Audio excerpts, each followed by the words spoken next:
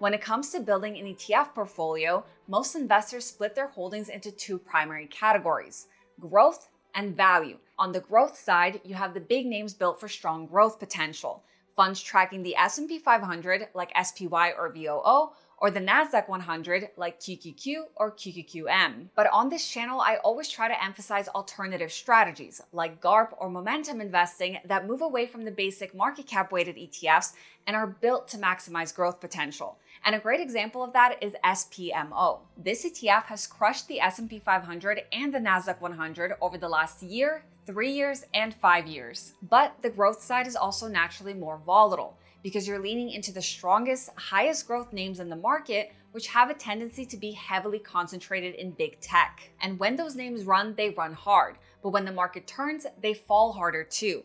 And that is exactly why you balance growth with value. On the value side, the core strategy revolves around dividends. And dividend ETFs are the primary vehicle. And that is simply because dividend ETFs tend to be less volatile than the overall market. They move away from big tech concentration and give you the diversification you need into other sectors, such as financials, consumer defensives, energy, utilities, and industrials, which tend to have more stable earnings, are cash flow rich, and predictable. This isn't the part of the portfolio you typically lean on for explosive growth. You lean on it for stability, income, and consistency when the growth side gets choppy. Now, depending on the type of investor you are, the core driver of your portfolio typically leans closer to one side over the other. Someone young with a long time horizon might lean heavier on growth to capitalize on the compounding effect. But retirees and income investors who use their portfolios as a source of income to fund their lifestyles can't stomach volatility and want stability. So they will lean towards dividend funds as their core portfolio driver.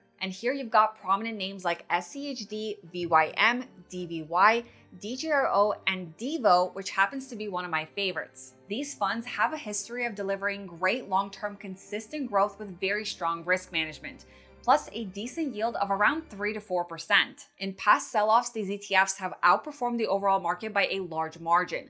The bear market of 2022 is a great example where every single one of these ETFs outperformed the S&P 500 and the QQQ. In 2025, these funds provided exceptional risk management, and year to date, we have seen these ETFs outperform the overall market and mitigate a lot of the volatility we've seen. However, I have always had one major problem with this portfolio structure. The value side buys you stability, but it costs you total return. So year after year, you get the income and the stability, but you also get the part of your portfolio that quietly drags on your return. And as an income investor, the total size of your portfolio heavily impacts your income potential. For example, a $500,000 portfolio yielding 5% would generate roughly $2,000 in dividends per month, while a $750,000 portfolio at the same yield could generate over $3,000 per month. Because these funds are focused on stability, they can't capture the growth and momentum that the broader market runs with.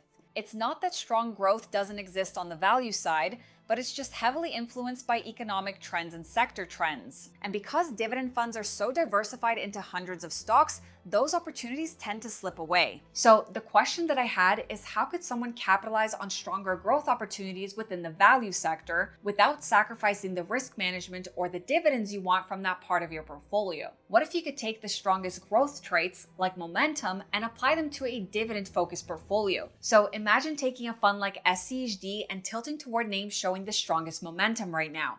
Same universe, same stocks that pay a strong dividend and carry low volatility, you're just selecting the ones with the most growth momentum. And here's the key. Momentum has a reputation for being volatile, but that's because of where it's usually applied. Run a momentum screen on the broad market and you're buying high beta tech names that already swing 15, 20, 30% on their own. The momentum isn't the problem, the stocks are. But when your universe is cash flow rich, low beta, dividend paying companies, the floor is already there. Tilt towards the strongest momentum inside that group and you potentially raise the ceiling without raising the risk. You keep the dividends, you keep the risk management, and you just add growth on top. So now you have both sides of your portfolio driving growth. And this brings me to the Quant Growth and Income Portfolio. Before we dive in, I want to show you guys the total returns this portfolio has achieved since inception. Of course, past performance does not guarantee future results, and this is not financial advice. This portfolio currently yields around 3% with a 3-year average dividend growth rate of 10.23%, and most importantly, a total return of over 12% since inception. When you compare that to any prominent dividend ETF in the market like SCHD, DGRO, VYM, DVY, or even DEVO, this portfolio has managed to outperform by 2 to 3 times since inception. Of course, again, past performance does not guarantee future results. This portfolio is made up of 33 individually hand-picked dividend-focused stocks that are exhibiting the strongest growth momentum. Each stock has a weighting of around 3%. This reflects how the most prominent dividend ETFs are structured. And when you look at the total return profile of many of these names, you see exceptional results so far, ranging from 19% to 25% and as high as 28% returns. Now, you do also have some losing names, like this one right here, which has lost about 2.1% so far. But despite the fact that we've seen between 15 to 30% drawdowns within prominent momentum-driven tech stocks in the last 2 months, none of those are reflected here, and that all ties into the purpose of this portfolio. That is the key. This portfolio is designed to complement the value section of an investor's portfolio without sacrificing income or risk. Like I mentioned, since inception, this portfolio has returned over 12%. Now, I will go through a few stock picks in just a bit, so definitely stick around. And just so you guys know, if you're interested in this portfolio, you can use my link in the description or scan the QR code on screen to get $50 off. But the moment I heard Seeking Alpha launch a growth and income portfolio, I had a moment of just pure joy because I know that this is the sweet spot for so many dividend investors. That is exactly why the Quant Growth and Income portfolio is, in my opinion, structurally built to potentially satisfy what retirees and income investors are looking for, which is to maximize growth potential without giving up dividend income and risk management. And when you compare the total returns of this portfolio against the overall market, like the S&P 500 and the Nasdaq 100, it is significantly outperforming both. Of course, you could argue that since it was established, dividend ETFs in general have been outperforming.